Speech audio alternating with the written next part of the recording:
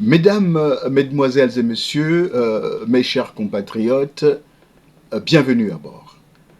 Dans cette navigation pour l'essor vers la félicité, nous allons continuer notre exploration de la Constitution de la République gabonaise dans sa version du 26 mars 1991, enrichie des lois numéro 1/94 du 18 mars 1994, puis de la loi numéro 18/95 du 29 septembre 1995, et de la loi numéro 1/97 du 22 avril 1997, et enfin de la loi numéro 14/2000 du 11 octobre l'an 2000.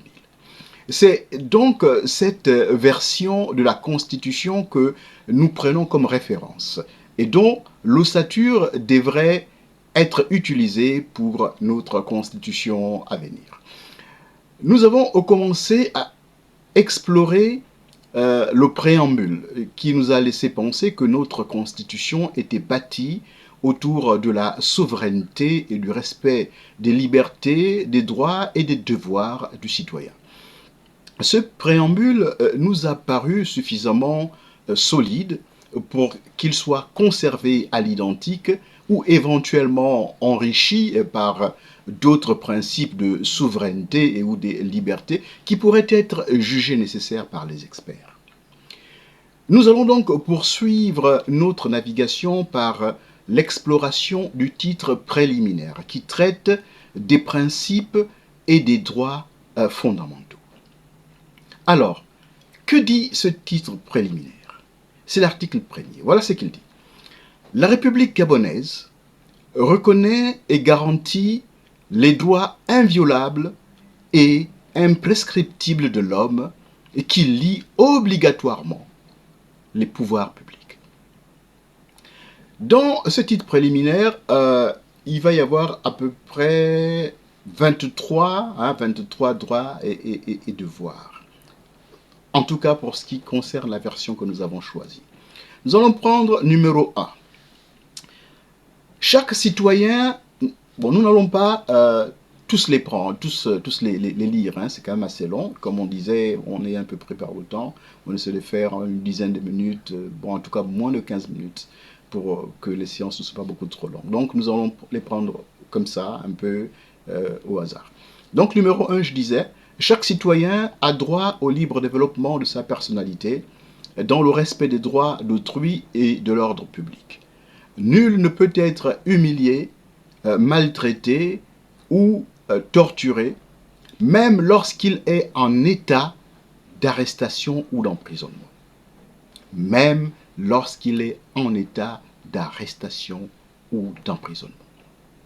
Nous allons prendre un autre comme ça au hasard, numéro 4.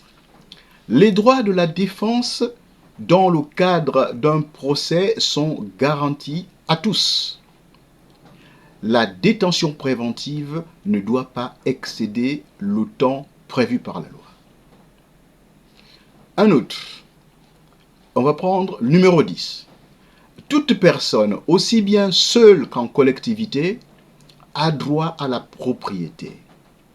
Nul ne peut être privé de sa propriété, si ce n'est lorsque la nécessité publique, légalement constatée, l'exige et sous la condition d'une juste et préalable indemnisation.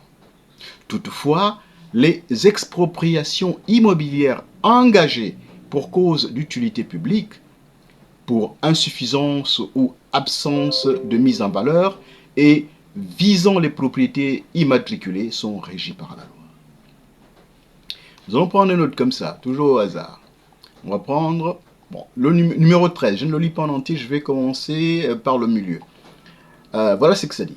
Les associations, partis ou formations politiques, syndicats, sociétés, établissements d'intérêt social, ainsi que les communautés religieuses dont les activités sont contraires aux lois ou à la bonne entente des groupes ou ensembles ethniques peuvent être interdits selon les termes de la loi. Voilà. Et ça continue. Tout acte de discrimination raciale, ethnique ou religieuse, de même que toute propagande régionaliste pouvant porter atteinte à la sécurité intérieure ou extérieure de l'État ou à l'intégrité de la République sont punis par la loi. D'accord? Ça, c'est le numéro 13. Mais dans ce numéro 13, il y a eu un petit ajout apporté par la loi numéro 047/2010 du 12 janvier 2011, dont je j'aimerais partager avec vous. Donc ici, voilà ce qui a été rajouté.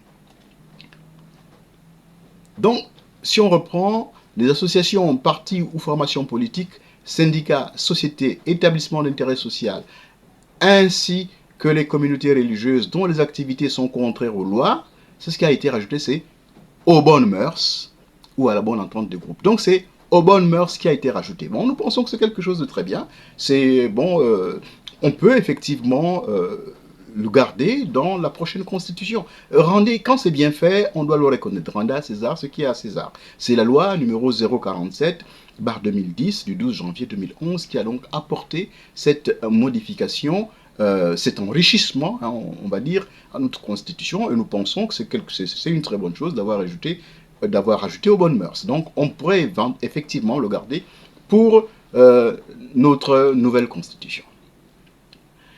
Numéro 14. La famille est la cellule de base naturelle de la société. Le mariage en est le support légitime. Ils sont placés sous la protection particulière de l'État. Là aussi, il y a eu une nouvelle mesure qui a été apportée. Il y a eu un ajout, hein, c'est la loi numéro 001/2018 du 12 janvier 2018. Et donc voilà ce qui a été ajouté. Je reprends. La famille est la cellule de base naturelle de la société. Le mariage, virgule, union entre deux personnes de sexe différent. Voilà ce qui a été ajouté. Union entre deux personnes de sexe différent. Bon, mais en fait, moi, je suis agréablement surpris de trouver ça justement dans cette modification numéro 001/2018 du 12 janvier 2018. Et c'est effectivement une très bonne mesure. Encore une fois, rendez à César ce qui est à César. Ce serait bien qu'on puisse effectivement garder cette disposition dans la prochaine constitution à venir. On continue. Voilà, on va prendre le numéro 21. Chaque citoyen a le devoir de défendre la patrie. C'est pratique, c'est plutôt un devoir ici. Hein? On a vu pas mal de droits, là c'est un devoir. Et c'est tout à fait normal. Chaque citoyen a le devoir de défendre la patrie et l'obligation de protéger et de respecter la Constitution, les lois et les règlements de la République. Numéro 22. La défense de la nation et la sauvegarde de l'ordre public sont assurées essentiellement par les forces de défense et de sécurité nationale.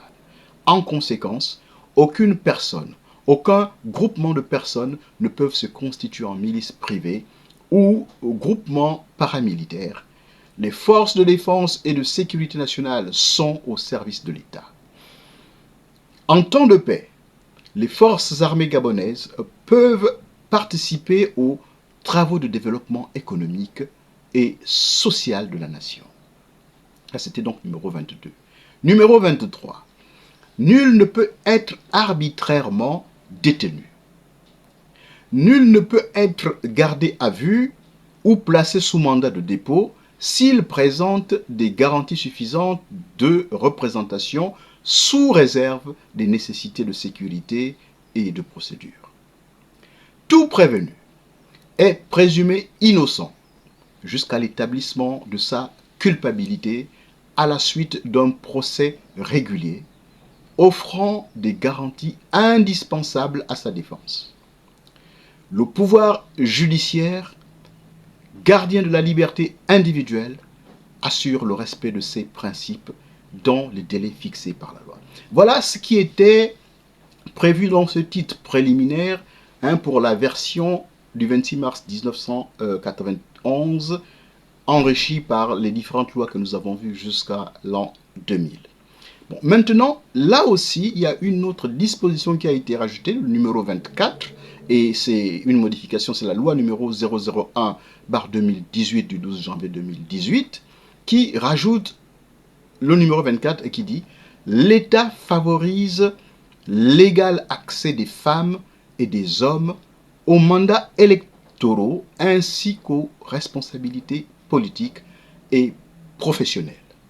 C'est une disposition qui est complètement utile et effectivement nécessaire, parce que les femmes doivent aussi venir en politique et qu'il y ait une loi justement pour pouvoir légiférer cela. Et en plus, au niveau de la Constitution, on ne peut que dire bravo. Et là encore, rendons à César ce qui est à César, c'est très bien. C'est vraiment très bien. Bon. Pourquoi je dis à chaque fois qu'il y a de nouvelles lois et des dispositions qui sont effectivement, qui vont dans le bon sens, que bon, je dis bravo. C'est vrai, parce que ce qu'il faut aussi dire, c'est que en tant que Gabonais, il y a aussi un certain nombre de lois qui ont été faites et qui n'ont pas forcément permis à la population de s'y reconnaître.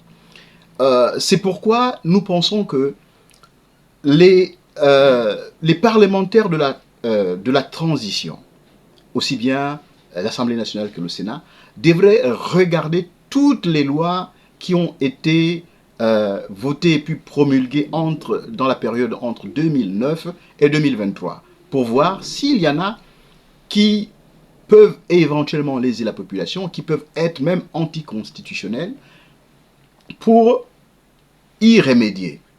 C'est vrai que, bon, il n'y a pas plus tard que bon, quelques jours, hein, nous avons été mis au courant du chronogramme hein, de la transition qui fixe à 2 ans la durée de la transition. C'est très bien. Mais une fois de plus, on doit se dire que la transition, réellement, si elle doit être jugée, c'est dans la restauration des institutions. Et nous ne souhaitons vraiment plus revivre un autre 29 août qui pourrait encore appeler à un autre coup d'éclat parce que ces coups ne seront peut-être pas forcément toujours des coups d'éclat. C'est pour ça qu'il est important que nous puissions sceller une bonne fois pour toutes nos institutions. Donc, on doit prendre le temps. Je comprends effectivement qu'il y ait des pressions au niveau international, les institutions, bon, les États, les organismes financiers, etc., qui mettent un peu la pression. Bon, c'est normal. Mais nous aussi, nous voulons garantir notre démocratie. Et donc, si tout cela peut être fait en 2 ans, très bien.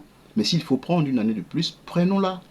Prenons-la. Parce que les choses doivent être correctement bien faites pour que désormais le Gabon puisse être cité en référence s'agissant de la démocratie. Voilà, mesdames, mesdemoiselles et messieurs, mes chers compatriotes, ce qui clôture donc le titre préliminaire qui était donc l'objet de l'étude d'aujourd'hui.